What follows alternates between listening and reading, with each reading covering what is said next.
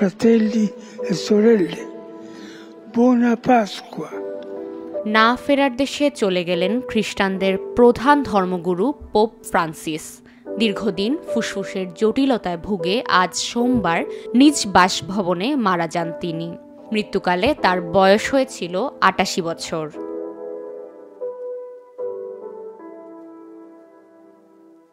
প্রথা অনুযায়ী পোপের মৃত্যুর পর তার হাতে থাকা রিং অফ ফিশারম্যান অন্যান্য নথির সাথে নষ্ট করে ফেলা হবে। ফিশারম্যানস আংটিটি হল একটি অনন্য স্বাক্ষরযুক্ত আংটি, যা প্রতিটি পোপকে তার পোপের অভিষেকের সময় উপহার দেওয়া হয়।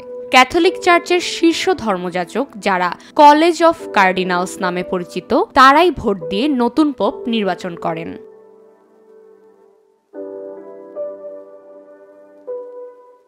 এদিকে পোপ ফ্রান্সিসের মৃত্যুতে গভীর শোক ও সমবেদনা জানিয়েছেন বাংলাদেশের প্রধান উপদেষ্টা ডক্টর মোহাম্মদ ইউনূস।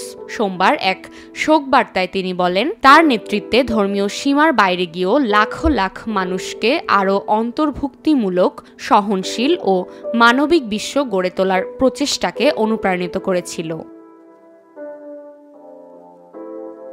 উল্লেখ্য, পোপ ফ্রান্সিস ২০১৭ সালের নভেম্বরে বাংলাদেশ সফরে এসেছিলেন।